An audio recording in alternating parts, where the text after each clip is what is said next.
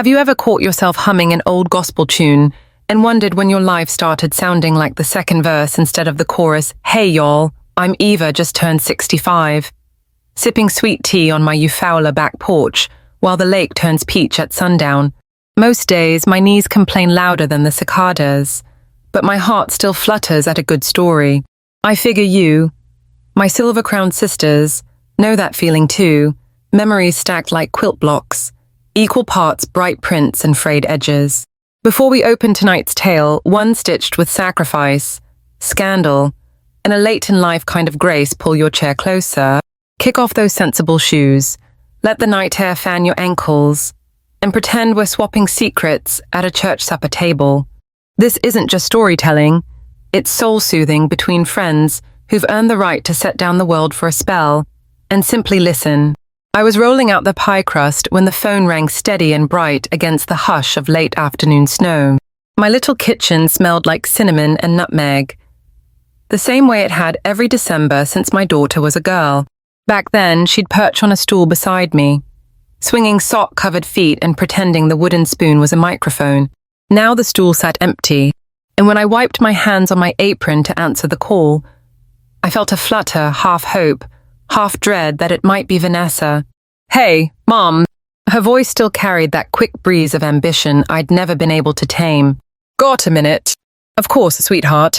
I laid the rolling pin down, pressing it gently so the crust wouldn't spring back. I was just making the mincemeat pie you love, the one with the little leaf cutouts. There was a pause, a soft click, like she'd covered the phone to quiet the background noise.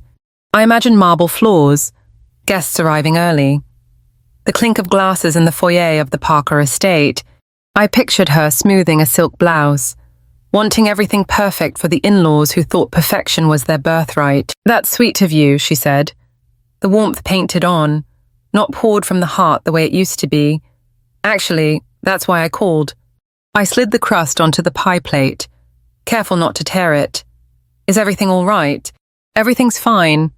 Mom, just Christmas Eve this year is shaping up bigger than we expected.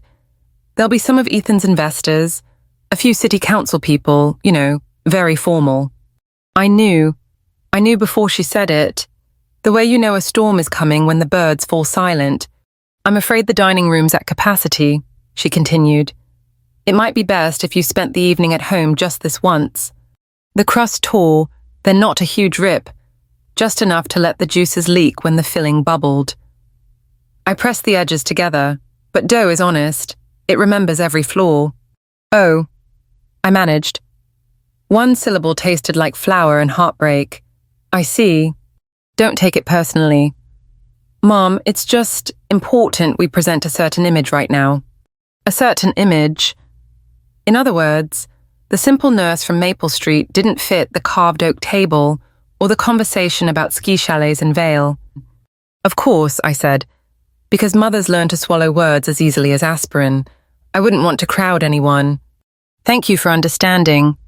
Relief rushed through her tone, and that hurt more than the slight itself. "We'll drop by on the 27th, promise." The call ended with hurried holiday wishes. I stood for a long while, phone in hand, listening to the dial tone fade into the hush of the house. Snow sifted against the window like powdered sugar. Somewhere a clock ticked, and in that hush, I heard the echo of a pledge a little girl once made.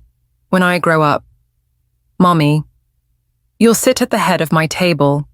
I'd been that little girl's whole world once, long before Ethan Parker's name gleamed on business cards or invitations arrived on thick cream stalk with gold filigree. Back when the two of us lived in a walk-up apartment above O'Brien's Hardware, and supper was grilled cheese halves dipped in tomato soup. "We made it." "Mom," she'd whispered the night she phoned to say Ethan had proposed. I'd cried happy tears then because I thought we still meant you and me. I pressed the pie crust edges with a fork, leaving small crescent moons like punctuation marks on everything unsaid. Then I slid the plate into the fridge to rest, the way my mother taught me back when fridges were avocado green, and Christmas Eve meant church in wool tights that itched behind the knees. Funny how a kitchen remembers. My countertop still bore tiny knife scars from the summer Vanessa insisted she could butter corn alone, and nearly lost a fingertip learning why we use cutting boards. There, by the faucet, was the faint chemical stain from the science project volcano. She erupted too close to the sink. Every speck was a chapter in a story only I still read. I poured coffee, sat at the small oak table, and let the steam fog my glasses. The scrape of the chair legs on linoleum sounded louder than years of cafeteria trays clacking at the hospital. 60-plus winters, and the quiet can still surprise me. After Robert left, Vanessa was barely 12. I filled the silence with double shifts, weekend call-ins, anything to keep food on the table and braces on her teeth. Nights I got home late, I'd find her asleep on that very stool. Math book open. A note in crayon warmed your dinner, love you. It's strange how quickly love can be repackaged into obligation. Years pass, fortunes change, and what began as gratitude morphs into expectation. Like those automatic transfers I've been making to Vanessa's account, each one renamed temporary helping hand, though the bank just calls them withdrawals. Tonight, the account held only $80.21. Enough for gas and groceries, not enough for mortgages that weren't mine to carry. But that was a worry for another day. Tonight, I would bake the pie even if no one came to eat it, because tradition means more to the one who keeps it alive than to those who merely attend. When the pie came out, the kitchen filled with that brown sugar smell children follow like a trail home. I cut a small slice, let the filling cool on the tip of my fork, and closed my eyes to taste yesterday. Late school night December, 2 decades back. Please. Mom, just one more piece. It's bedtime, Nessa. But I have to practice fractions. Half of a half is a quarter, see homework with pie. She'd grinned, sticky crumbs on her chin. And I'd surrendered, mothers always do. A knock shook me from the memory. I wiped my mouth, checked the clock way past supper time and opened the door. There stood Grace, cheeks pink from the cold. Knit cap dusted white. She held a casserole dish swaddled in a towel. I made too much shepherd's pie, she said, though we both knew that was code for I don't want you eating alone. Grace was part sister, part guardian angel. She'd been there when my car wouldn't start the winter. Vanessa nearly missed the college interview. She'd sat beside me in the ER waiting room the night Robert sent divorce papers by courier. Grace was the one who taught me to knit, though all I've managed in 10 years are uneven dishcloths she insists on calling abstract. I ushered her in, set another plate. We ate warm comfort by the window, watching snow swirl under the street lamp like tiny dancers. She called, didn't she? Grace asked gently. I nodded. Words thicken behind my teeth. She's lost in a world of polished silver and polite cruelty. Grace went on. But losing sight of you doesn't mean you disappeared. I managed a smile. Grace has a way of saying hard truths in soft tones. She'll remember, she said, touching my wrist. Maybe not tomorrow, maybe not next Christmas. But life circles back. Does it, I asked, or do we just walk the same path hoping the scenery changes? Grace tilted her head. You've spent so long making a home for others you forgot you can redecorate for yourself. Her gaze flicked to the pie on the counter. Freeze half, she suggested. You and I can have it New Year's Eve. I'll bring the coffee, you supply the memories. Memories I had plenty. Some sweet as brown sugar, some sharp as lemon rind. After Grace left, I rinsed the plates, humming a carol, Nobody Sings Anymore. Outside, the snow eased, quiet settled like a quilt. I turned off the kitchen light, the glow from the living room tree spilling soft colors across the floorboards. But before I slipped upstairs, I opened the freezer, slid half the pie onto a foil sheet, and wrapped it tight. Grace was right there would be a new year, and I would be here to taste it. Upstairs, I paused outside Vanessa's old bedroom.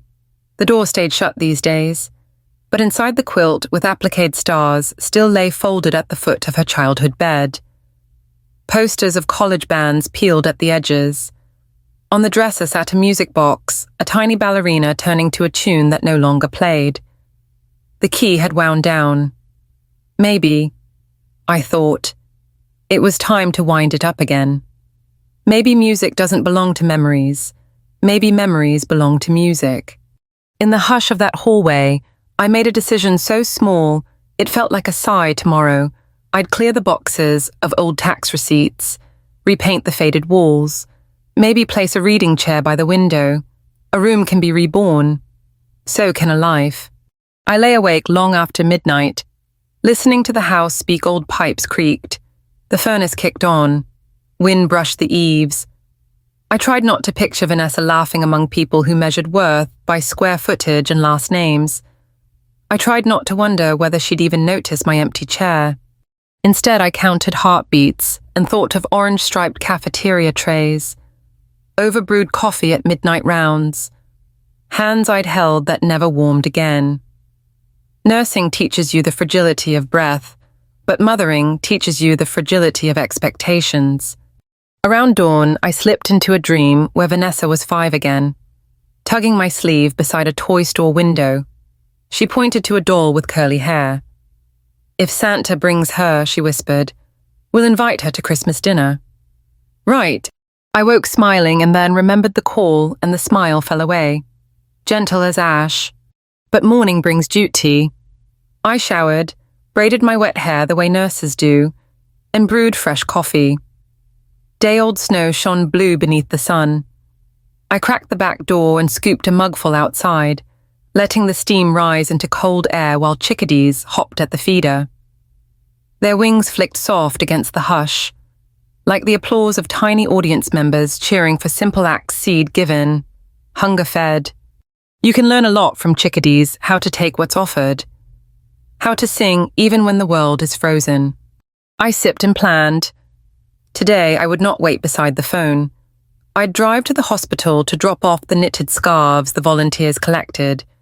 Then maybe I'd stop at the thrift store for a chair one sturdy enough for a reading nook, but small enough to fit under the dormer upstairs. I'd call Richard to see how his runny-nosed grandniece was doing. I'd bake banana bread for Grace. In short, I'd live. Because motherhood is a season, but womanhood is a lifetime. And if the chair at my daughter's fancy table wasn't mine to keep, I'd build my own table one plank at a time, with the steady hands that once held her spoon, her fevered brow, her future. Somewhere along that drive, I'd also buy cranberries, real ones, not canned, because Christmas Eve deserved color, even if the only guest was me. If you've ever opened your door expecting family and found silence instead, I hope you'll share your heart below. And if you believe every woman, no matter her age, deserves a seat at her own table, tap that subscribe button. The road to the hospital wound past maple trees still bare from the storm. As I drove, crimson leaves from some earlier October rustled at the curb, ghost confetti from years gone by. They reminded me of another autumn, the one that changed everything. The year Vanessa and I moved into the house on Maple Street with little more than a second-hand sofa and 2 hopes to rub together. That memory tugged at me so hard I nearly missed the turn for employee parking. I braked, eased into a spot, and let the engine tick itself quiet while the past peeled open like a well-worn photo album. Maple Street, not quite the suburbs. Years ago, the realtor called the place a starter home. It had an iron railing curled like an old cat's tail, and shutters the color of wilted spinach. To me, it looked palatial, because the rent was $50 less than our 1-bedroom walk-up, and because the kitchen window faced east, where sunlight spilled in every morning like God's own coffee. Vanessa was 9. She skipped from room to room, tracing finger circles in the dust, blissfully unaware that Robert's name had just vanished from the mortgage papers downtown. She twirled in the living room, giggling. "Look, Mama, so much space I could learn cartwheels, and when she tried one more side roll than cartwheel, I clapped like she'd won a high school trophy." We slept that first night on air mattresses that hissed us awake every time we turned. The furnace coughed. Pipes rattled. I lay listening, palms over my ears, wondering if I'd made the biggest mistake of my life. Outside, a train horn blew somewhere past midnight, and I thought about Robert riding a new life straight out of town, pockets jangling with second chances. I tightened my grip on Vanessa's small sleeping form beside me. We'll be fine, I promise the dark. We'll plant roots right here. By day, I was Nurse Wilson, queen of the med cart, double shifts stacked higher than my lunchbox. By night, I was Mom, a title paid in homework help and chicken and rice casseroles that stretched for 2 suppers and 1 lunchbox thermos. Vanessa's school held a harvest festival that first October. She wanted to go as Raggedy Ann because she'd found a ginger yarn wig in the church donation bin. I stayed up past 1 a.m. sewing an apron from an old pillowcase. My stitches were crooked, but Love never cared for straight lines. She won most original and collected a blue ribbon she pinned to our fridge with alphabet magnets right between B and V. The letters, she said, stood for brave and victory. I taped that ribbon back into place every time the fridge door slammed. It frayed, faded, yet persisted like us. Winter followed with its ice dam headaches and heating bills measured in heart palpitations. On the coldest nights, Vanessa and I camped in the living room under 1 electric blanket, watching sitcom reruns until the studio laugh track felt like real company. She'd braid my hair, I'd pretend the tugging didn't hurt, and while advertisers hawked miracle knives and dancing chihuahuas, we whispered about the future. Vanessa, age 11. Do you think they'll accept me into the county music program? Me, with the way you play that silver flute, they'll be begging. Vanessa, lessons cost money. Me, kissing her forehead, we'll find a way. Mothers are part magician. Money was my midnight arithmetic rent, plus groceries, minus paycheck times overtime. I cut coupons, sold plasma twice, and moonlighted 4 weekends at Dr. Patel's private clinic, taking vitals for flu shot lines. I'd never been fond of needles. Funny how you'll smile through anything when a child's dream sits on the other side. Vanessa's audition landed on a sleet-slick Saturday. She stepped onto the school stage and scuffed Mary Jane's, and that same ginger yarn wig, recycled now as quirky confidence. Before she lifted the flute, she looked toward the back row and found my face. I held up both thumbs, praying she couldn't hear my heart slam. Then she played Amazing Grace so sweet the janitor paused his mop to listen. She got in full scholarship for lessons, uniform shirt included. We danced in the parking lot, sleet stinging our cheeks like champagne bubbles. I carried those victories the way some women carry pearls threaded close to the heart. Each one built a chain stronger than the last. Age 12. Vanessa placed first at the science fair with a papier-mâché volcano that sputtered orange foam across the gym floor. Grace helped scrub. Age 15. She made varsity track after practicing launch starts off our cracked driveway until her sneakers looked airbrushed with dust. Age 17. Acceptance letter from State University, computer science, full tuition aid, but room and board fell on us. I picked up 2 more overnight rotations, told my knees we'd negotiate later. People asked why I didn't force Robert to pay more in child support. The answer was simple courtroom battles cost more than they give.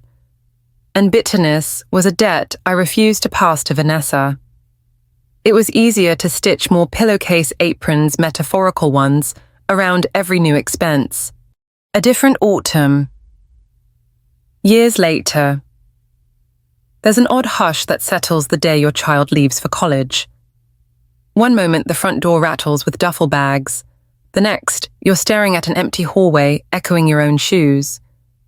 That first night I microwaved soup, then realized I'd cut 2 slices of bread out of habit. I ate both anyway, no sense wasting. Grace told me to join a bowling league. Instead, I volunteered for extra on-call time and a half will pay for those dorm vending machines. I joked. Truth was, silence unnerved me. So I filled it with beeping monitors and call light chimes, the comfortable language of the ward. Vanessa phoned every Sunday evening from the dorm laundry room because reception was best near the dryers. Vanessa over rumbling machines.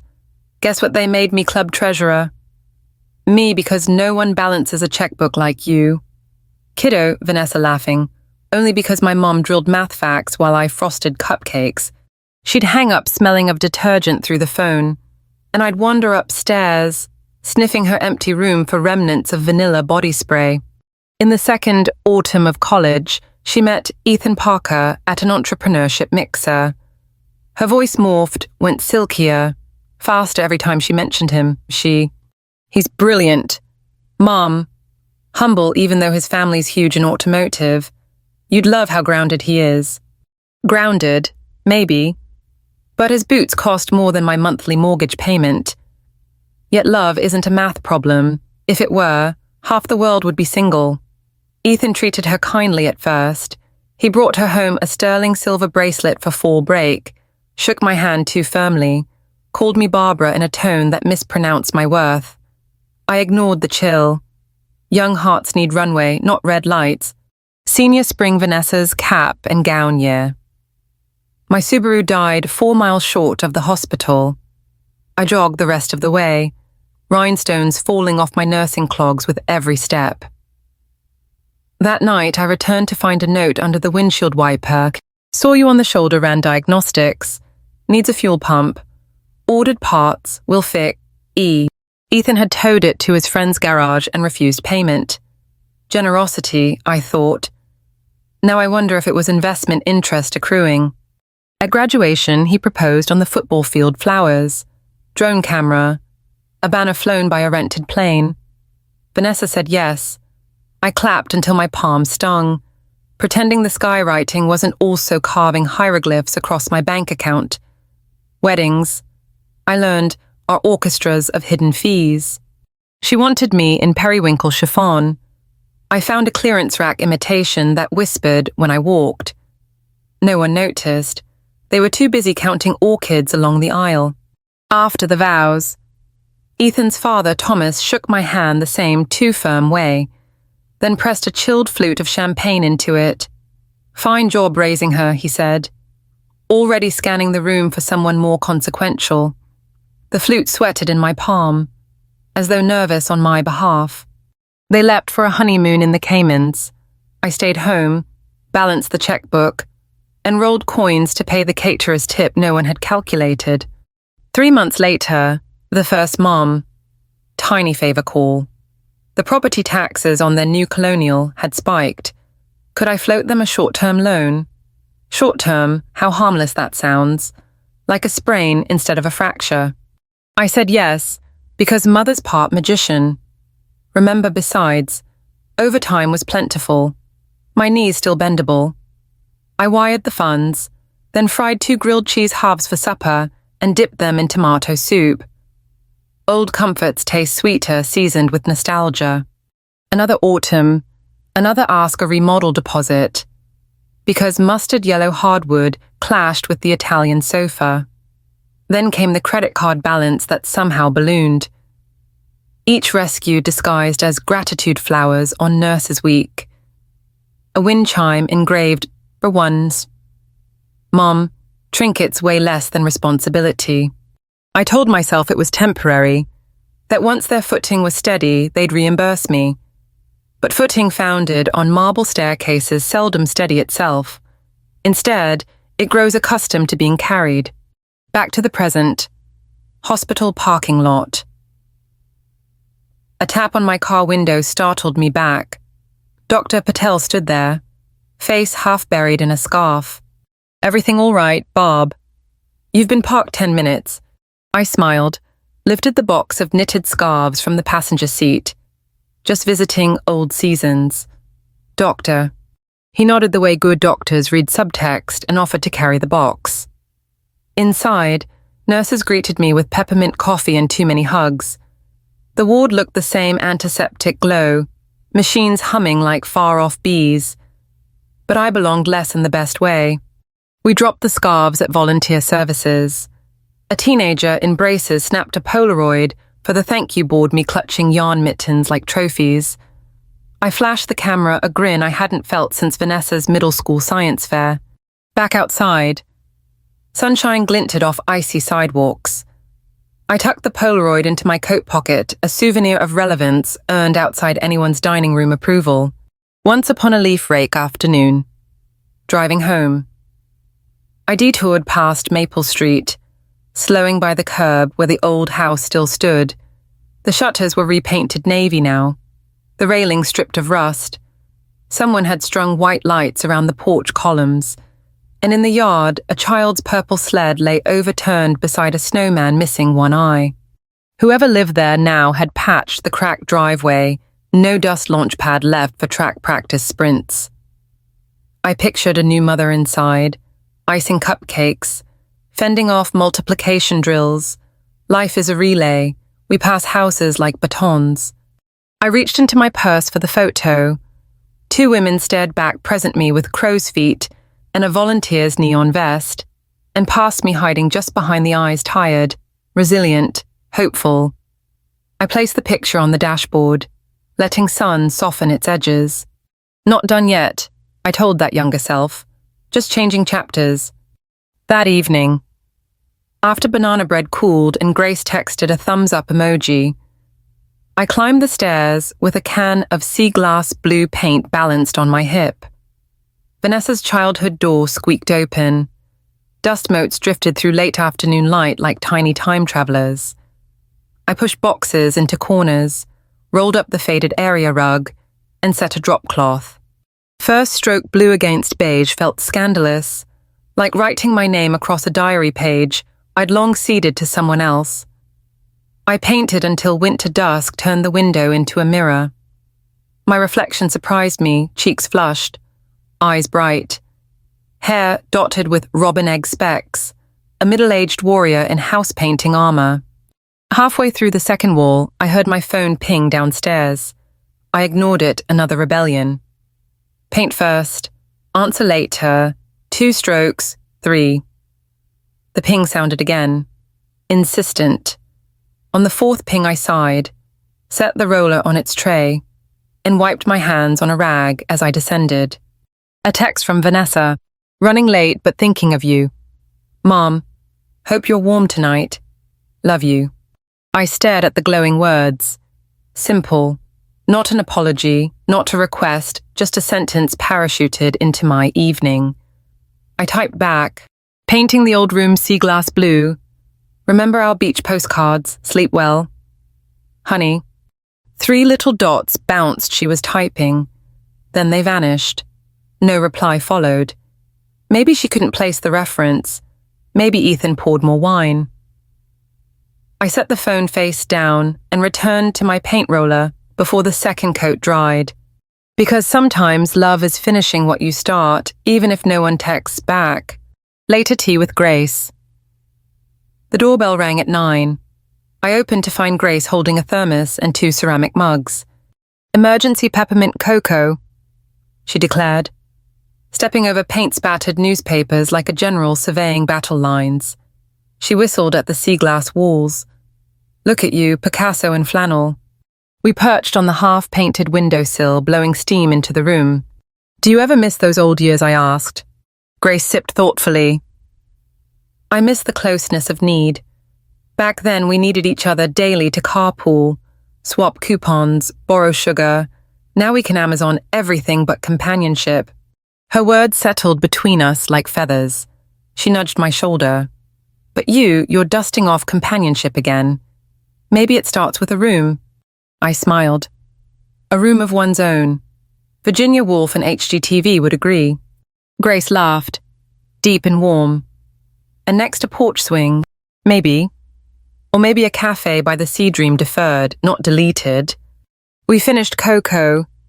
Before leaving, Grace caught my wrist. When you hang pictures in here, leave a space blank for what's still to come. I nodded. Light swelling under my sternum. Nightfall and one final thought. Close to midnight. I set the roller down, peeled blue fleck tape from my wrists, and surveyed my work 4 fresh walls. A blank canvas smelling faintly of salt air and new beginnings. Vanessa's ribbon still dangled from a thumbtack on the bulletin board.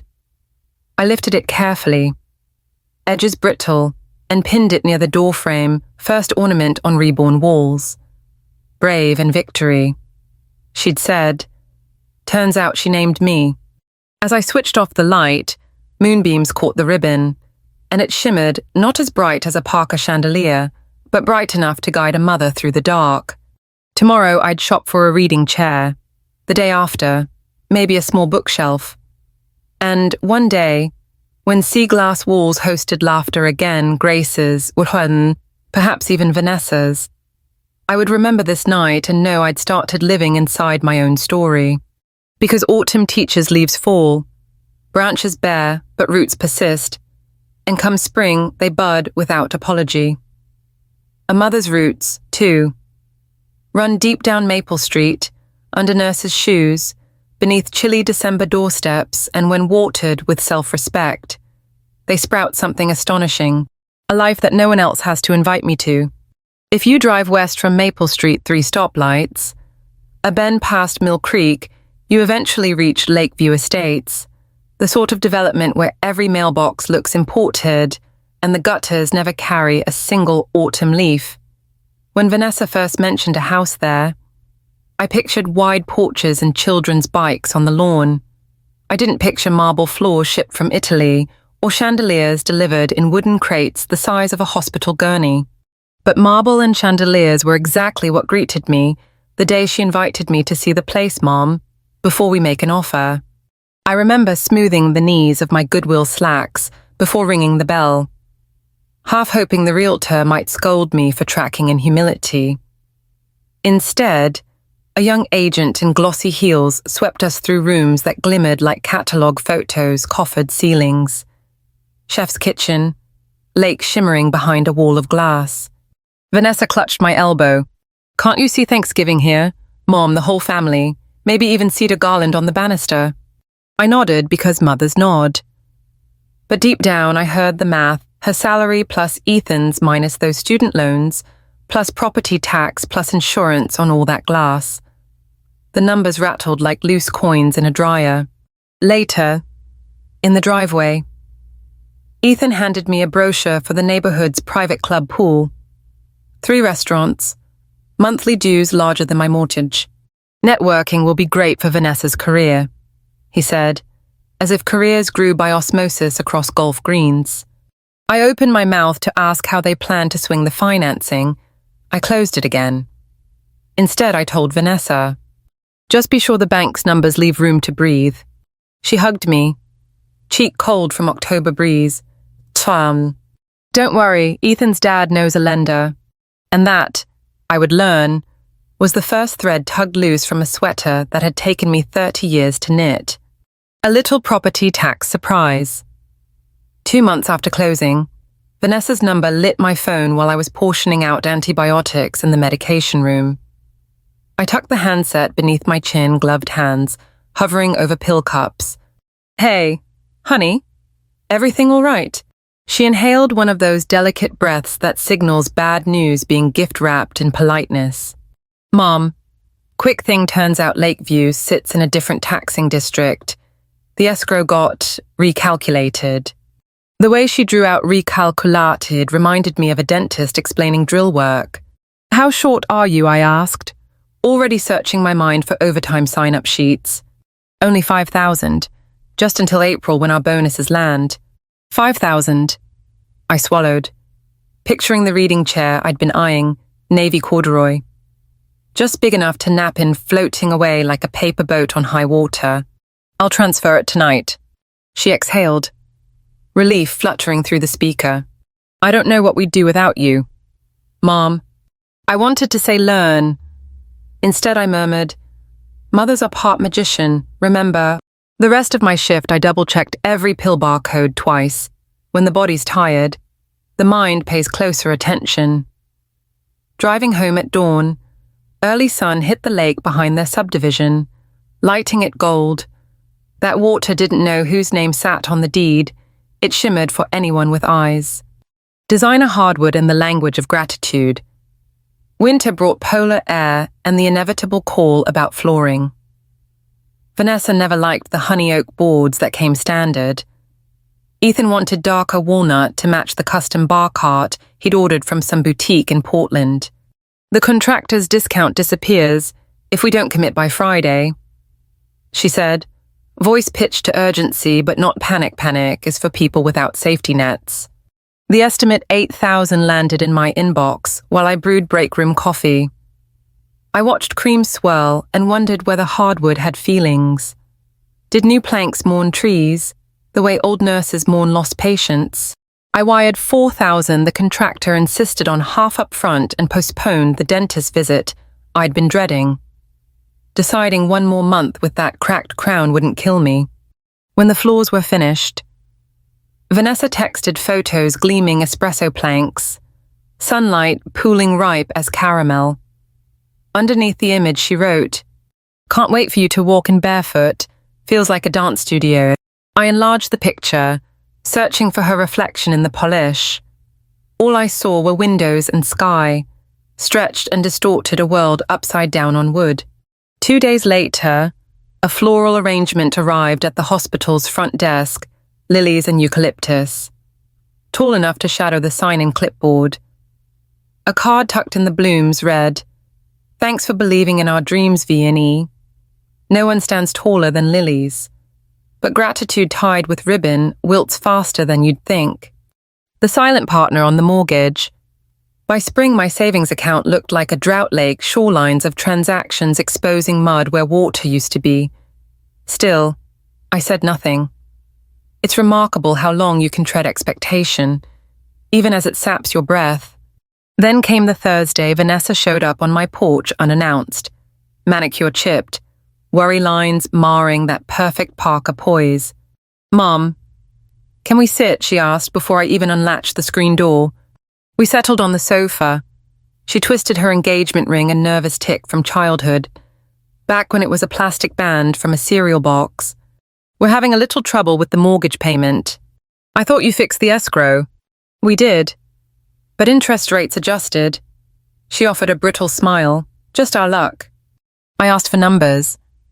She quoted a figure twice my monthly salary. The silence after hung like a banner in the room. "Welcome to the edge of reason. We're only behind 3 months," she added, as though that last word only could sweeten vinegar. I listened, palms flat on denim knees, and pictured bills magneted to their stainless steel fridge while Vanessa measured backsplash tiles against Instagram inspiration. Ethan probably called that vision. I called it living 2 pay grades above gravity. "What exactly are you asking, Nessa? Could you take over for a while until Ethan's promotion hits?" Promotions, bonuses, windfalls, promises of a tomorrow fat enough to cover today's feast. I remembered the banner plane on graduation day and wondered what the rental cost had been. My throat tightened with the taste of unsaid no. But mothers, especially single ones, swallow no like jagged pills. Washed down with hope, I nodded, eyes stinging. "I'll need extra shifts. Give me account info." Vanessa sagged against the cushions, mascara flaking to her cheekbone. "You're a lifesaver." And somewhere a little girl inside her whispered, "Fractions are easier when there's pi." I set up an automatic transfer the next morning, same date each month, so the panic monster wouldn't show. The amount left my account, but Calm did not return. Calm had relocated to Lakeview with the walnut floors. Overtime and ointment. Night shifts pile strangely in the memory fluorescent hallways, hissing vents, bodies half hidden beneath white blankets. The hospital becomes a floating world where time exists only as medication intervals and beep intervals and the lone mental refrain. Stay awake 1 more hour. It is easier at 28 than 58, but the body never polls for opinion. One dawn a resident glanced at my swollen knuckles, arthritis setting up camp, and quipped, "You should take a spa day." "Bob." I nearly laughed. Spa days cost half a mortgage payment, and I already paid 2. Instead, I bought generic menthol rub and told my joints to hush. Their complaints grew nightly. I grew better at ignoring. Richard noticed. He'd catch me rubbing wrists between IV checks and raise an eyebrow. Over time again, you'll burn the wick clean through. I'd deflect ask about his grandniece's ear infection or the board meeting agenda. He let the matter drop, but his eyes kept record.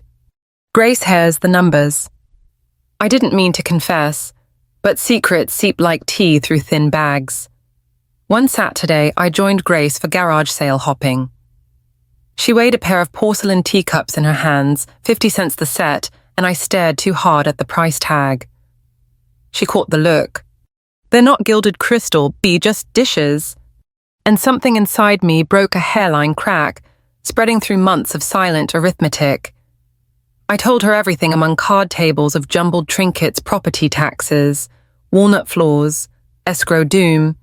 Grace's mouth pressed thin. Tell me you're protecting your own retirement. I shrugged. Retirement sounded theoretical, like Pluto once a planet, then downgraded. You can't pour tea from an empty pot, she said, holding up the cups, even porcelain cracks under boiling water. I smiled at the metaphor but didn't promise change. Patterns cling. We paid $1 for the cups because sometimes symbolism is worth exact change. A late summer garden party. When July arrived, Vanessa hosted what she called a summer soiree. Though invitations went out on cardstock thicker than church bulletins, I considered feigning fatigue. But mothers show up, always, so I wore my periwinkle chiffon, again it still fit, and brought lemon pound cake glazed with what remained of my budget for sugar. Vanessa met me at the door, cheeks shiny, dress the color of champagne. She air-kissed some habit, learned from Ethan's mother, and whisked me to a corner. Photos start at 5. Could you maybe stand near the back? I blinked. Why, it's just... She glanced toward a trio of Ethan's colleagues in linen suits. A certain image. Same words from the phone call about Christmas. The phrase clanged like a dropped plate. I excused myself, found solace by the buffet where deviled eggs had been sculpted like tiny swans, beautiful, impractical, doomed to topple beneath their own garnish. Thomas Parker approached, drink in hand. He greeted me with that same too-firm handshake, eyes already sliding past my shoulder. Excellent weather for networking, he said. Networking that oxygen of their world, but I needed actual oxygen. I took my cake plate to the patio's far edge, where potted hydrangeas drooped under July sun. From there, I watched my daughter laugh among people who'd never rolled coins to pay registration fees. She looked radiant, yes, but also stretched translucently thin, like sugar blown into glass figurine, impressive, fragile, hollow, agile. On the drive home, I caught my reflection in the rearview mirror. Cheeks flushed, eyes ringed with exhaustion. Somewhere along Maple Street to Lakeview, I had become the ghost at my own child's garden party. Invoices of the heart. August delivered the next invoice, Jennifer Parker. Vanessa's mother-in-law wanted to host a charity gala. Tickets $500 apiece. Vanessa phoned on a Tuesday break in my shift. You have to attend, Mom. Image, remember. $500 equaled 2 weeks of groceries, 3 co-pays, or half a cracked crown fixed. I hesitated. Can I volunteer at the coat check instead? That's sweet, but the Parkers need donors, not do-gooders. The word stung. I pictured lilies and gratitude notes wilting in the trash. I'll see what I can do, I said, though what I could do and what she wanted were continents apart.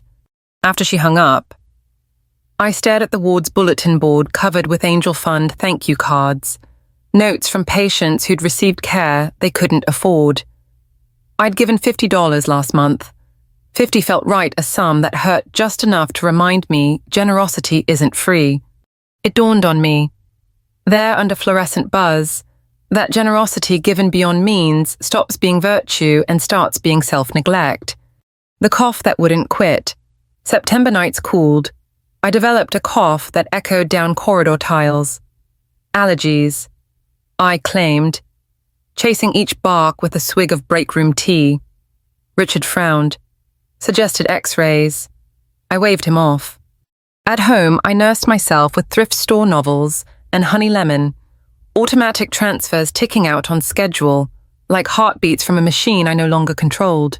I kept thinking of that blank space Grace told me to leave on the wall, one empty frame awaiting future joy. But frames cost money, and joy felt out of stock. 3 letters and one unraveling the thread. Late September. 3 letters arrived, all with Lakeview's return address. The first notice of past due mortgage. The second urgent utility balance. The third, a flyer from a vacation club, Ethan's handwriting across the margin. Nessa, we deserve this getaway. I stared at the trio, heat blooming behind my eyes. Utilities off. While he planned getaways, something shifted like furniture dragged across a floor. That night, I stood in my half-painted blue room, moonlight silvering the sea glass walls, and asked aloud, "How much is love supposed to cost?" The room answered with quiet. I coughed, chest rattling, and for the first time I felt anger sharper than the ache. Not at Vanessa Love, rarely blames its subject, but at the hungry machine we'd built together, me shoveling overtime.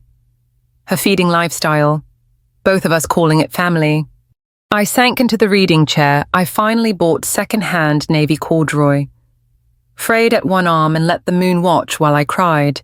Not loud, not long, but thoroughly. When the tears dried, I pulled out a yellow notepad, flipped to a clean page, and wrote a single word across the top. Enough. Below it, I listed every automatic payment, every overtime shift scheduled, every early withdrawal from retirement. The sum totaled more than the house on Maple Street originally cost. Beneath that sum, I wrote another word: stop.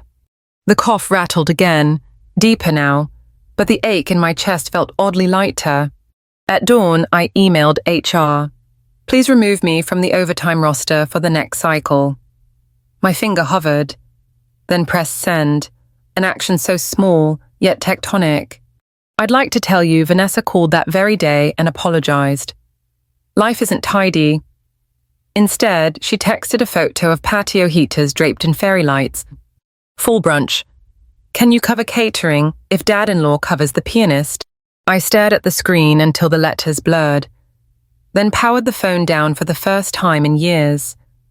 I wrapped a scarf around my neck and headed to urgent care. Richard's face appeared just as the receptionist printed my intake bracelet. He looked at the cough, the pallor, the overtime log in my chart, and finally quietly at me. Let's check that chest. Barbara. And that, dear listener, is how I learnt pneumonia doesn't set appointments. It shows up, suitcase in hand, when you've neglected to lock the door. But illness, like winter, has a purpose. It tells the soil to rest, forces the seed to wait, teaches the gardener patience. Pneumonia laid me flat. And in that enforced stillness, I began to breathe for myself. The pneumonia announced itself like an uninvited house guest. First, a tickle low in my chest, then a river rock heaviness between my shoulder blades.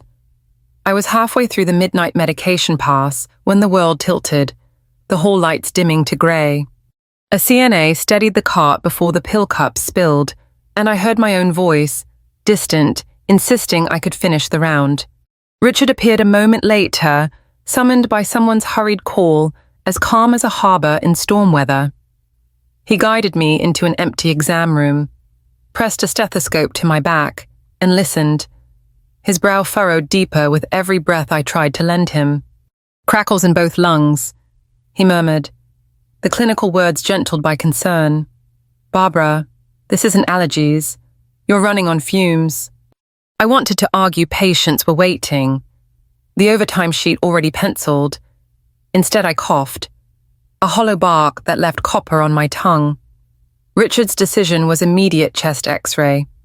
CBC, IV fluids.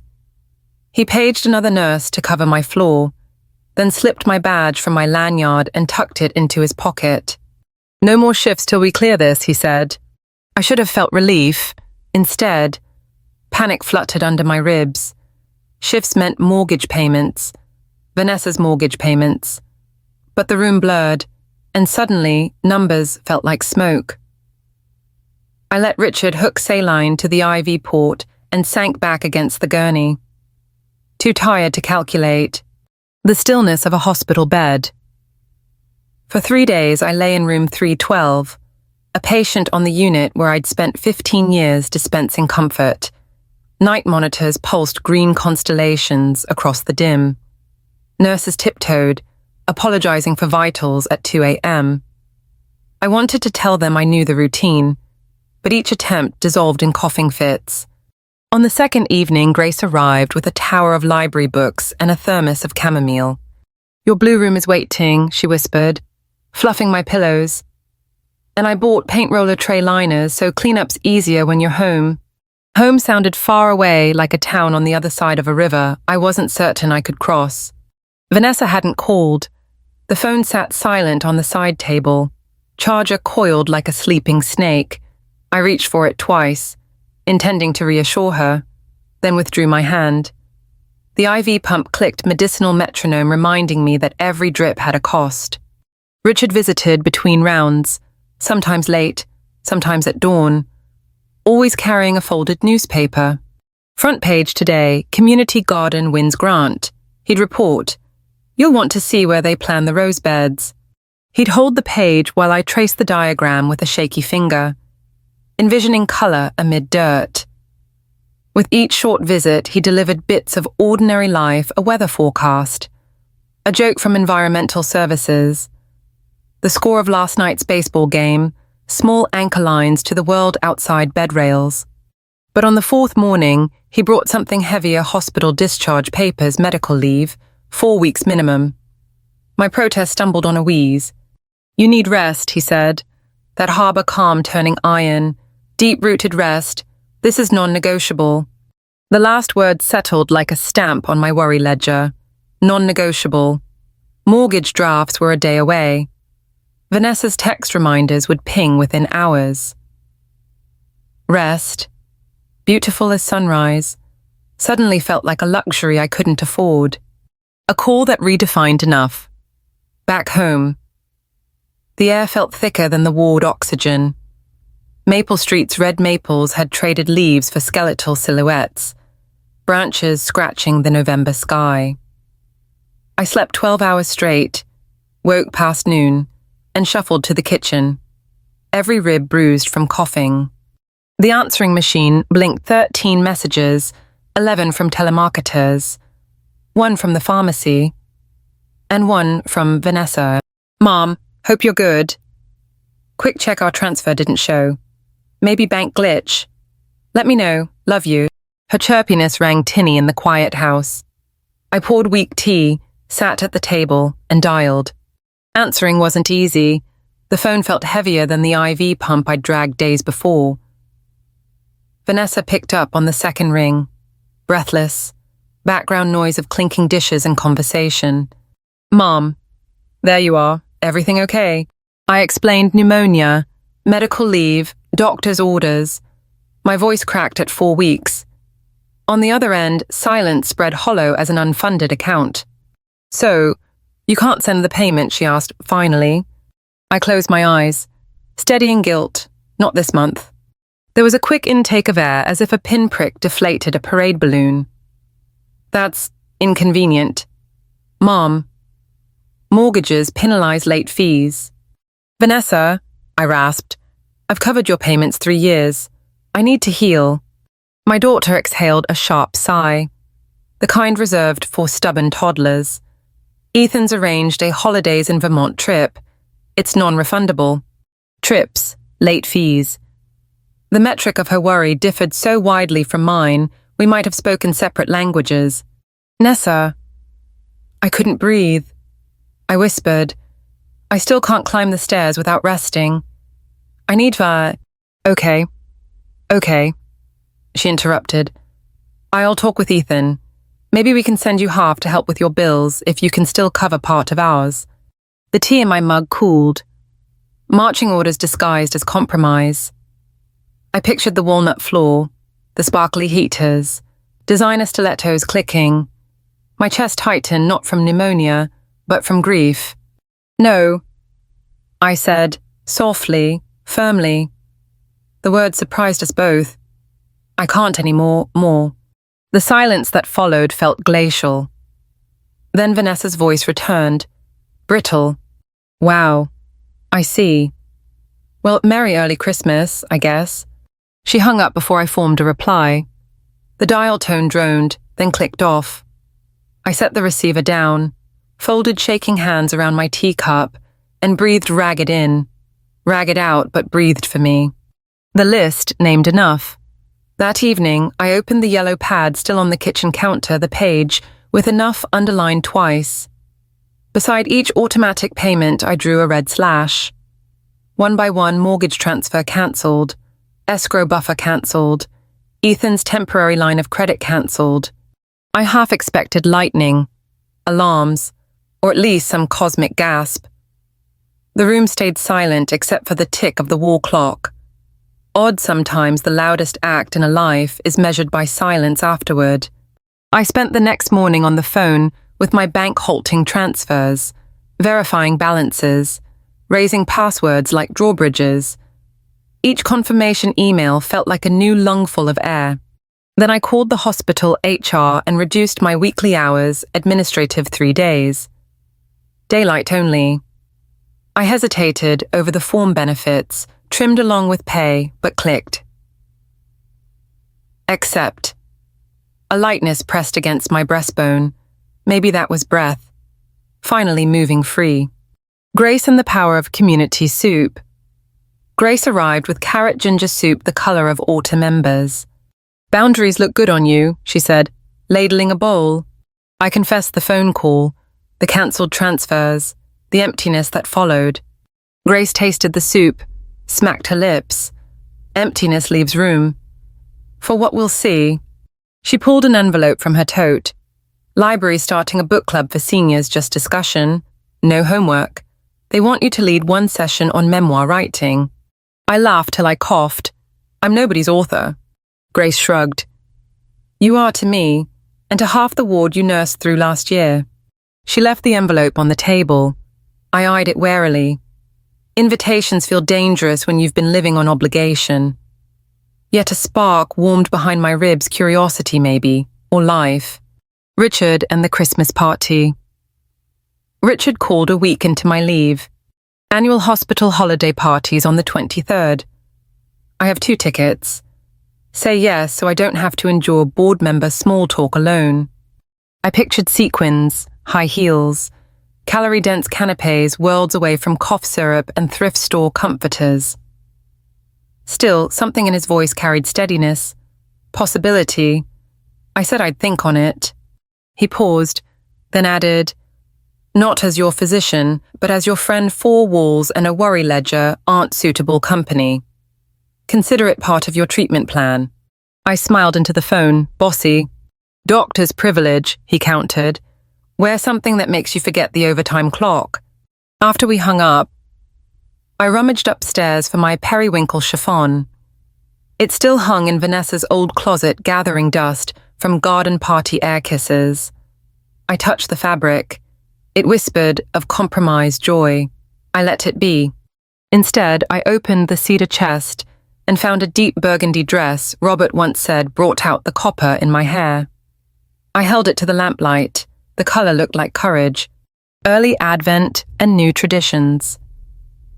The first Sunday of Advent, Ellen across the street flicked on her rooftop angels. Tiny white bulbs carved silhouettes against cold sky. I watched from my porch, scarf tight around my neck, and a thought landed. My house needed light too light for me, not for show. So I hauled the dusty box of string lights from the attic and draped them over the maple by the walkway. Each bulb hummed bright when it latched into the socket. Standing beneath the glow, cheeks stung by cold, I felt something ripple like sap stirring through winter jabbed at the bark. That night, cocoa in hand, I sat in the newly blue room, reading chair angled toward the window. The framed blank space Grace insisted on still hung empty.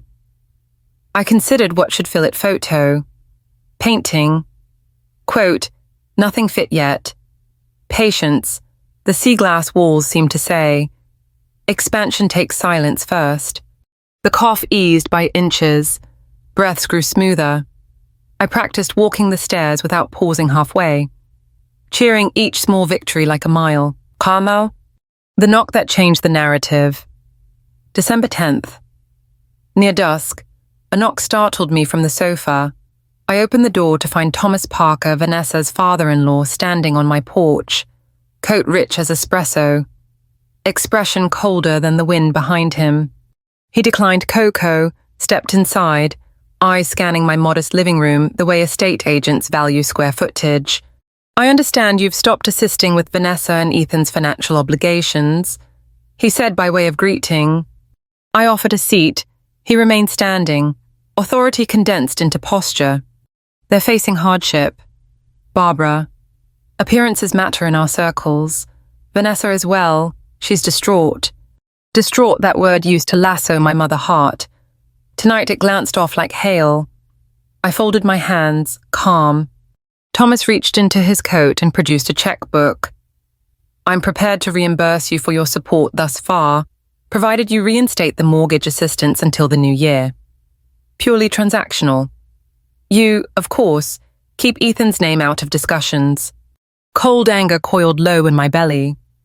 Not at compensated generosity, though the insult stung, but at the presumption my silence could be bought like valet service. My assistance, I said quietly, ended the day it endangered my health. And my silence isn't for sale. Thomas's eyes tightened. You'd jeopardize your daughter's social standing over what principle? Over life. I said, mine, hers. Debt is quicksand. Mr. Parker, and I won't shovel more under us. He replaced the checkbook with a snap. Vanessa feared this obstinacy. He moved toward the door. I hope you grasp the repercussions. Outside, wind surged. I opened the door wide. Tell Vanessa my home is always open to her. But I will not finance anyone's illusion of perfection. He left without another word, shoes crunching frozen leaves down the walk. I closed the door, heart pounding but steady. Something solid had taken root where accommodation once spread. An empty seat at a looming table. Later that evening, my phone chimed Vanessa's tone. I almost let it ring out. Then answered. Her voice crackled small. Dad said you turned him away. Mom, are you trying to ruin Christmas for us? I sat at the kitchen table, lights twinkling outside. Christmas, I said slowly, isn't built of glass. Nessa, it's bread and forgiveness. You have those without chandeliers. She didn't speak for long moments. I heard Ethan in the background, sharp, muffled. Finally she whispered, I don't know what to do. Tears pricked my eyes, anger melting to ache. Find your footing, baby. I'll be here when you land. But the rope I throw must stay tied to something sturdy, and right now that's me. There it was, boundary framed in love. She ended the call quietly, and I set the phone beside the yellow pad, whose page now held neat red slashes and one new word inked beneath stop, heal, the candle, and the party. The hospital holiday party arrived on a swirl of snow. Grace helped zip the burgundy dress, fussed with my hair until waves framed my cheeks. At the mirror, I barely recognized the woman line still etched. Yes, but forged rather than worn. Richard met me in the lobby. Tux crisp, smile warm. When he offered his arm, I slipped my hand through without hesitation. Inside, fairy lights draped the conference room ceiling like constellations relocated. Quartets played, laughter bubbled, and I found I could stand whole beneath chandeliers not my own. Colleagues greeted me first as nurse, then as guest. Over dinner? Richard asked. New Year plans? I thought of the blank frame, the blue walls, the unbought roses for the garden club. I tasted possibility like cinnamon on cocoa. I'm learning to leave room, I said. He lifted his glass. To room and to lungs, filled by no one else's schedule. We toasted, and for the first time all season, I breathed without measuring cost. Later, drifting among mingling groups, I caught snippets of conversation budgets, outcomes, performance metrics. Yet somewhere someone laughed so freely the sound vibrated the crystal goblets, and I realized it was me. One last December morning. Back on Maple Street the next day. Dawn painted snow lavender blue. I brewed coffee, pulled the library envelope from the counter, and opened it. The book club outline lay simple inside. Share a story that shaped you. I smiled. Stories were something I had in abundance. I walked to the blue room, blank frame waiting. From a box beneath the bed, I withdrew a photo 9-year-old Vanessa gripping a blue ribbon, face smudged with pumpkin pie crumbs, eyes bright as possibility. I pinned it inside the frame's borders.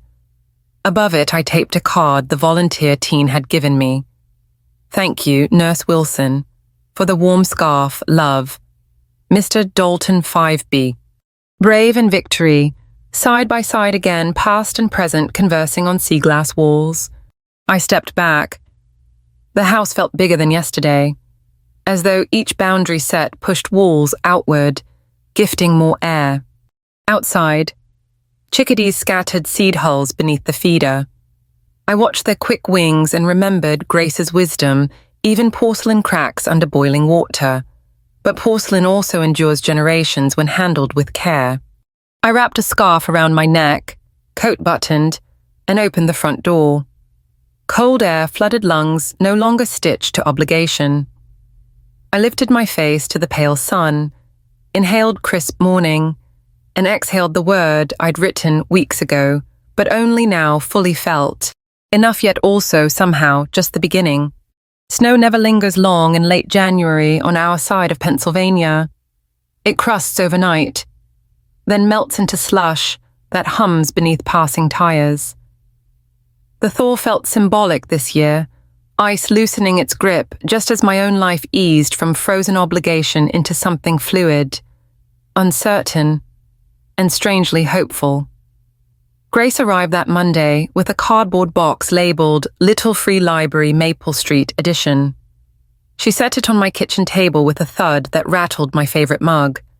Grace, if we're starting fresh, let's give the neighborhood stories. Me, you mean a literal library? Grace grinning. A birdhouse for books. Painted sea glass to match your rebel room. I laughed, actually laughed, and the sound startled me. The cough had almost vanished. Joy surfaced in the space illness vacated. Together we sanded, primed, and painted until dusk. I dabbed a final flourish, a small white seashell on the library's roofline, proof that even landlocked towns can keep tokens of the coast. The next morning, Richard stopped by on his way to rounds. He brought pastries and eyed the blue paint streaking my wrists. Richard knew art, Project Me, portable stories. Want the inaugural slot? Richard leaves a slim volume, Mary Oliver poems, inside the empty box. Let's offer words worth pausing for. We mounted the library at the curb just as school children trudged by. A freckled boy tapped the plexiglass door. Mesmerized. While his sister traced my seashell with a mittened finger, Grace winked seeds planted. Thursday marked my first book club session at the library. I wore a teal scarf, Grace knitted color against lingering grey skies, and toted a fold-out easel of prompts. 10 women gathered, all silver hair and soft laughter, smelling of lavender and wintergreen liniment. We opened with a simple exercise. Write the scent of your childhood kitchen. Pen scratched, memories simmered. One woman, Mabel, spoke of yeast rolls and coal smoke. Another recalled her mother's turpentine-cured paintbrushes. I told them about mincemeat pie cooling on Maple Street windowsills, cinnamon steam fogging glass, When the hour ended, no one stood. Conversations bloomed the way crocus heads nudge snow. The branch manager flicked the lights, closing time, and a chorus of "See you next week" answered. Outside, dusk glimmered violet, my chest filled with air that didn't cost overtime. Richard phoned that night. "Richard, I'm driving to the coast Saturday, checking on my sister's cottage. Seats available." Me teasing. "Is that a medical prescription, Richard? Restorative sea breeze, twice daily." The cottage sat on Cape Henlopen. Cedar shakes, salt-worn porch, gulls wheeling overhead. We drove 3 hours, sharing playlists older than digital memory. Ella Fitzgerald, Simon and Garfunkel, a surprise dash of Motown that made Richard drum the steering wheel while I sang harmony badly. At the shore, the wind cut sharp, but sunlight scattered across water pewter blue and dazzling. We walked where sand met froth, boots crunching broken shells. Richard stooped to pick a piece of wave-smooth glass emerald this time and pressed it into my palm. "Richard, match for your walls. Proof the sea makes beauty from shattered things." The words lodged tenderly. My lungs expanded with briny cold, though cough answered. We lunched on thermos clam chowder, knees touching on the porch bench. Silence felt companionable 2 lives past midpoint, discovering quiet still has new timbres. Before leaving, Richard asked if we could drive back in April, plant beach grass, maybe repaint shutters. I nodded, cheeks warm despite wind. February's first Friday. Vanessa rang the doorbell, no warning. She stood in designer coat, unbuttoned, mascara shadowing her eyes. Behind her idled a rideshare, no marble-grilled SUV. I ushered her in. She perched on the living room edge, where walnut floors couldn't judge. For a minute, she said nothing. Scanning string lights still wound around the maple outside, the sea glass blue walls inside, the free library visible through the window, where neighborhood kids swapped comics for dog-eared Nancy Drew. Vanessa voiced small, "Ethan's gone to a conference in Miami. Dad's pushing him into a private fundraising deal. I needed somewhere breathable." She clenched a folded letter, bank logo in the corner. I waited. "Vanessa, foreclosure notice?" 2 months. Me, gentle, I'm sorry. Vanessa tears pooling. I kept thinking the next contract, the next bonus until there was no next. She buried her face in her hands, shoulders trembling. I remembered a 9-year-old sobbing over a broken science fair volcano. Afraid her project was ruined. I'd hugged her then, love fierce as magma. Now I reached again, but slower, respecting boundaries forged in fire. She let me embrace her. Sobs shook loose words I hadn't heard in years. "Vanessa, I miss the smell of mincemeat. I miss not worrying if my shoes were last season. Me, shoes are for walking." "Where do you want to walk?" "Honey." We sat on the sofa until dusk, tea cooling unsipped. She spoke of Ethan's constant networking, of nights she scrolled spreadsheets praying numbers would obey, of Thomas's expectations, charity galas, board luncheons, immaculate table chatter. Vanessa whispered I lost track of who I was trying to impress. At last she asked what options remained. I didn't offer money. Instead, I offered the yellow pad and a pen. Together we listed assets, debts, possibilities, downsize, sell the espresso floors, relocate to a townhouse near her marketing office, maybe pick up consulting gigs like Grace's neighbor. The numbers looked grim, yet navigable, provided choices pivoted from image to reality. Me, first. You need rest. Stay here a few days. Vanessa relief flooding. Room still blue. Me smiling. Bluer than December, and smelling of new beginnings. That night, I tucked her childhood quilt onto the reading chair, brewed chamomile, and slipped Mary Oliver's book onto the nightstand. At midnight, I passed the door light glowed beneath. Pages rustled.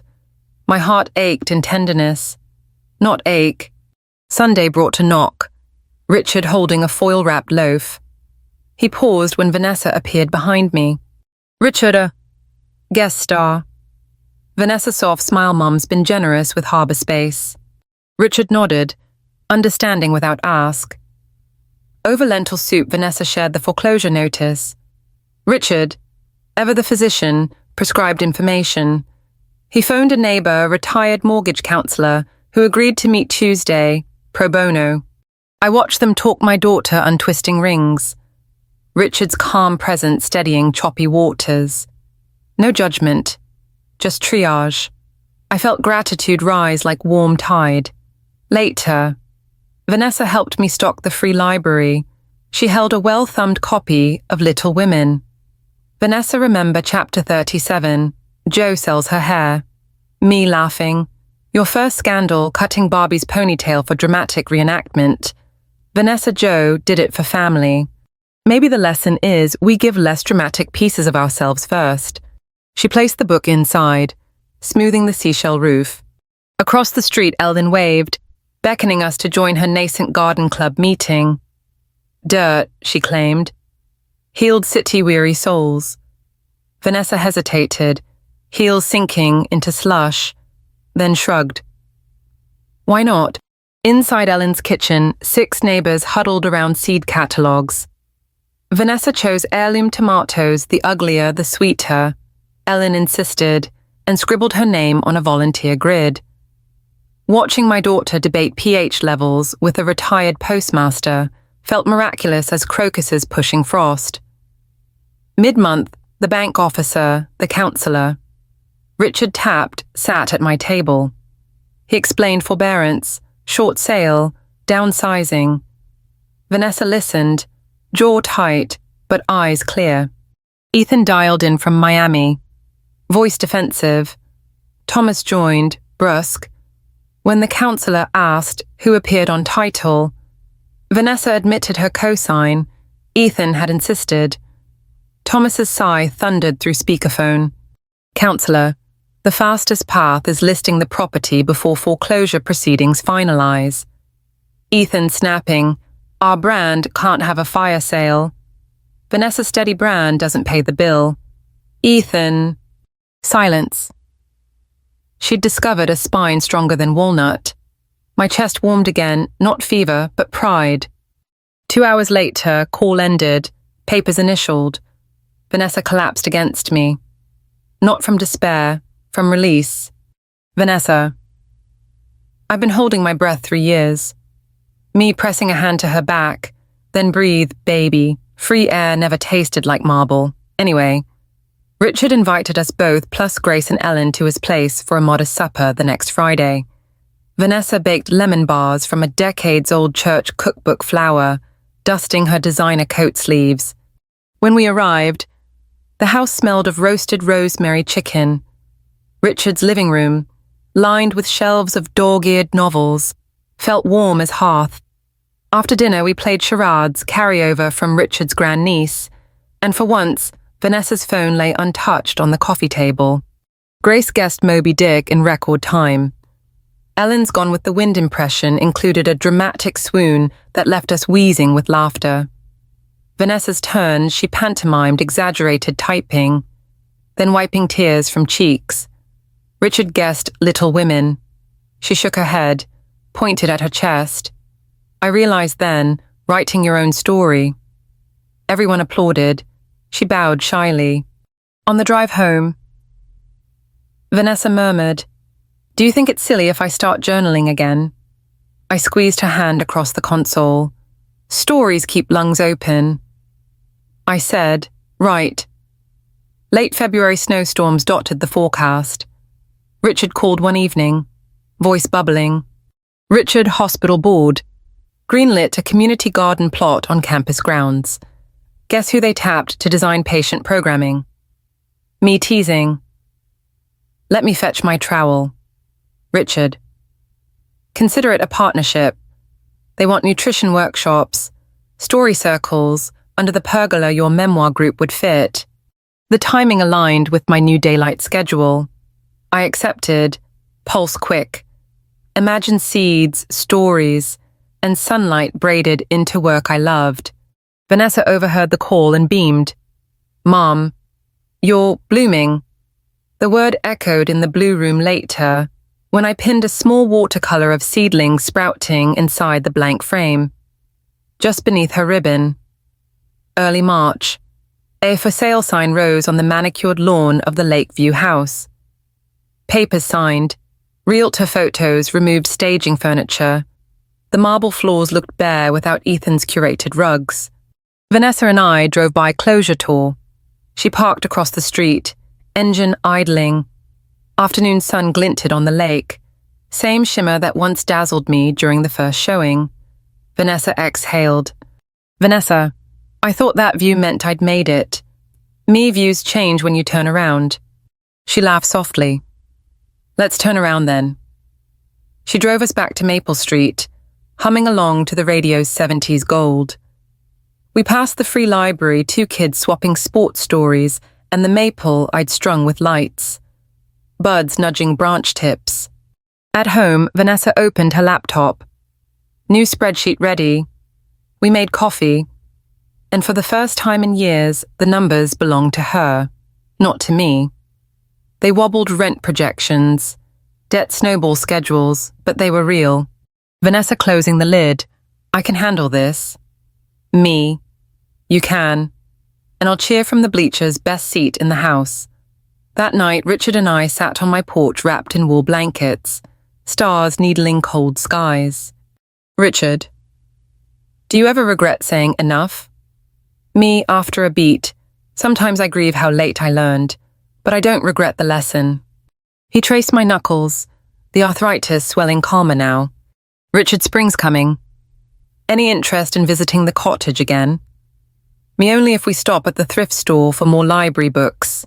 Richard smiling. I'll clear trunk space. He leaned in, kiss warm despite frost. And in that simple closeness, I heard the hush of a tide that waits patient for battered driftwood, ready to smooth edges into gifts. On the last day of winter, I visited the hospital garden site, an empty rectangle, staked with bright ribbon. I knelt, pressed palm to thawing soil. Earth smelled of promise and mud. In my pocket, the sea glass shard Richard had given me clinked along with a walnut wood chip.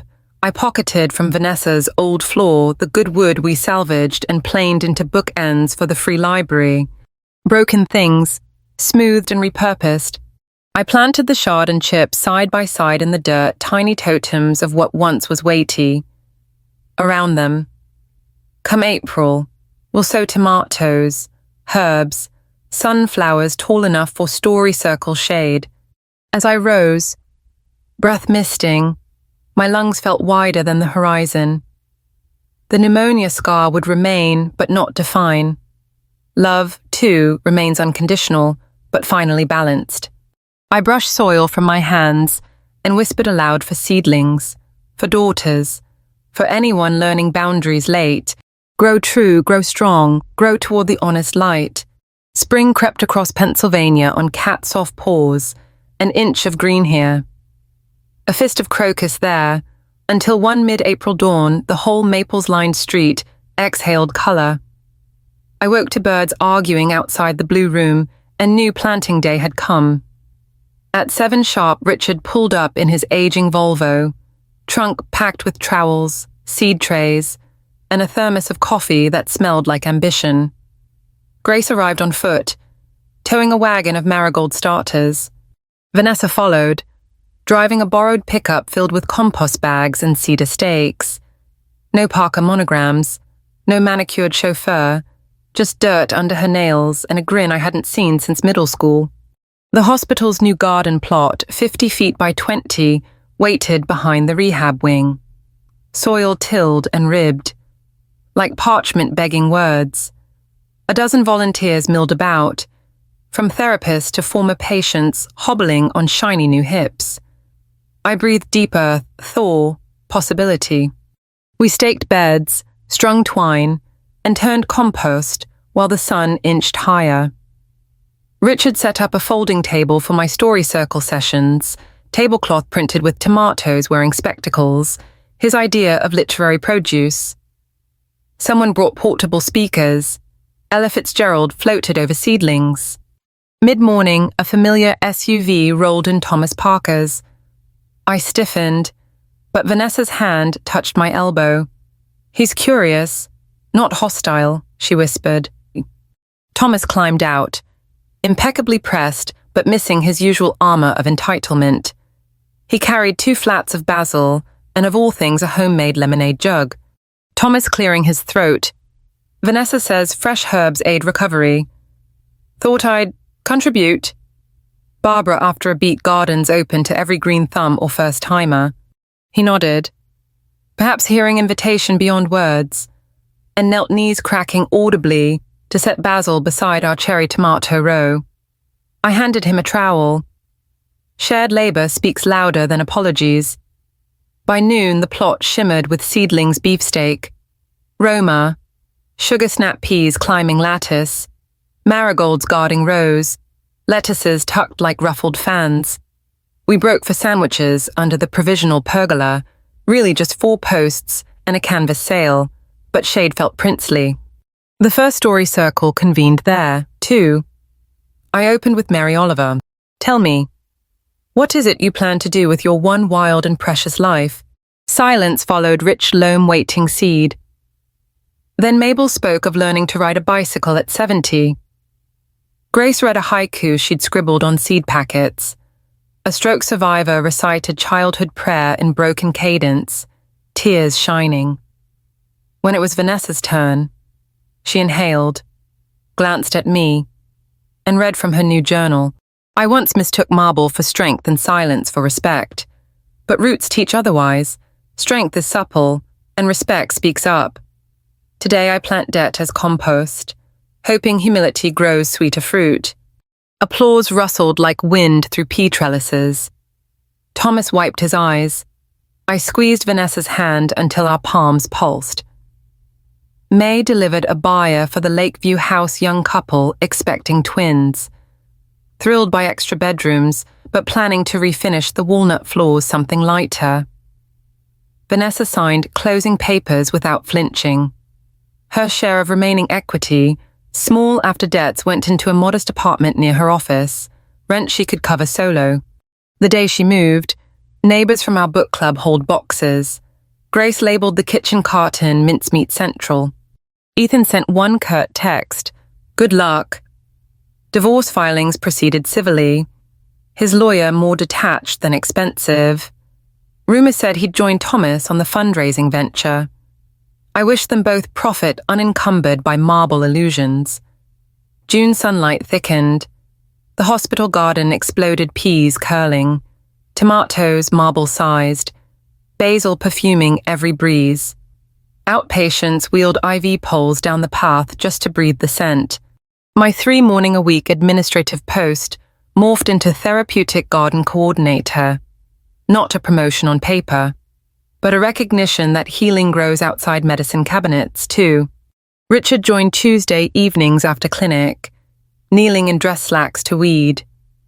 One dusk he lingered by the pergola as volunteers drifted off. Fireflies stitched gold thread among bean vines. "Richard, remember that cottage shutter project I've delayed?" "Barbara." "You've been busy turning doctors into farmers." Richard smiling. "Still, shutters need paint and cottages need people." He reached into his pocket, no ring box, just a folded blueprint. Our blueprint, small coastal bungalow with extra room labeled library. He knew my heart. He'd found a place halfway between hospital and Cape, affordable if we pooled pensions and sold our houses. My breath caught, not in fear but in awe that life could re-architect itself at 60 plus. Barbara, voice shaking. "Will there be a porch swing?" Richard, too. "Facing sunrise." Barbara, then, yeah. He kissed me under string lights leapt from a child patient's birthday, and the garden hummed approval. Independence Day dawned bright. Vanessa hosted a potluck freedom from debt party in her postage stamp backyard. Lawn chairs, paper lanterns, menus scrawled on recycled cardboard. No marble, but magic. She served tomato basil, bruschetta, our garden produce, and laughed when juice dripped down Grace's chin. Thomas arrived in khakis, carrying a guitar none of us knew he played. He strummed Sweet Caroline off-key while neighbors sang. Mid-fireworks, Vanessa tapped her glass. Vanessa. 2 months ago I measured success in square footage. Tonight I measure it in folding chairs and people willing to haul them. She raised her plate. To my mother, who taught me you can't buy breathing room, you plant it. She handed me a wrapped rectangle. Inside a photo of Maple Street's little free library at dusk, lights glowing. Kids hunched over open covers. Frame matched my blue walls. The crowd cheered. My eyes blurred starburst streaks across the sky. August harvest overflowed baskets. We donated produce to the hospital cafeteria, local shelters, and every house on Maple Street. The free library sprouted sister boxes across town. Grace spearheaded grants. Ellen roped the garden club into carpentry. Sometimes I'd drive at night just to see bookhouse windows blinking fairy lights like constellation breadcrumbs. One Saturday, Vanessa joined me for distribution rounds. Between stops she asked, "Do you ever wish you hadn't rescued us so long?" I thought. Hands on steering wheel. July heat baking asphalt. Me rescue is natural to mothers, but rescue without boundaries erodes both banks. Vanessa Banks. Good metaphor. Me smiling now I water, weed, and watch you grow. That's enough. She nodded, eyes bright. A green light shimmered ahead. We rolled through into sunlight. September's first cool morning, I hosted the garden's inaugural harvest breakfast beneath the now completed pergola white lattice. Wisteria vines just catching. Patients in wheelchairs, surgeons in scrubs, toddlers chasing butterflies, everyone brought a dish. Richard, Grace, Ellen, Thomas, and yes, even Dr. Patel balancing a tray of mango lassi. I read a closing reflection for Story Circle season. A year ago, I thought being uninvited meant I had no seat. Today I learned tables are portable. Sometimes you build your own and strangers sit down as friends. Applause mingled with clink of enamel mugs. Vanessa stood, holding a clipboard. Vanessa Mom doesn't know this, but the library board approved a monthly column garden notes from nurse-turned-tiller. She's the columnist. Red crept up my neck. The crowd demanded a preview. I cleared my throat, unfolded the draft, and read the last paragraphs. Whether you are 60 or 16, you deserve soil that feeds you, air you can claim, and a chair sturdy enough for your own weight of dreams. Build it, plant it, sit, then slide over and let someone else breathe beside you. Grace dabbed her eyes. Richard squeezed my hand. Across the crowd, I saw Thomas nod slow, respectful. October leaves burned gold against blue sky when the sold sign finally appeared on both my Maple Street lawn and Richard's city bungalow. Movers boxed decades. I kept the kitchen table with rolling pin scars and the blue room reading chair. The sea glass walls would stay, blessing whoever next needed color, before locking up. Vanessa and I stood in the empty kitchen. Vanessa. This stove remember our grilled cheese fractions. Me quarter sandwich tastes best. Vanessa laughing, tearful. Thank you for every quarter you gave. I'll bring double pies to the coast. We embraced beneath the spot where her ribbon once hung. Roots persisted in us both. Late November, cottage renovation finished. Richard and I moved in just before coastal winter gales. We strung porch swings, stocked pantry with Grace's pickles, Ellen's apple butter, and Vanessa's tomato jam. On the mantel, I set the seashell-roofed library's twin now filled with poetry for beach walkers. Next to it, the free library photo and the walnut wood bookend reminders that broken can become bookmark. The night before Thanksgiving, we hosted our first dinner. Vanessa drove down, bringing Thomas, now semi-retired, and a casserole named Second Chances. Grace and Ellen arrived early to set the table mismatched plates, Cloth napkins sewn from repurposed periwinkle chiffon, Grace's quiet joke. We held hands while Richard said Grace gratitude for lungs that heal, boundaries that bloom, and stories that seat everyone. After pie, Vanessa slipped outside. I followed. Moonlight silvered the waves. Gulls cried far off. Vanessa, I worried you'd never forgive me. Forgiveness was always there. Respect had to catch up. Vanessa, I'll keep pace this time. We stood together, surf-licking shore, and for the first holiday in years, neither of us waited to be invited. We simply were.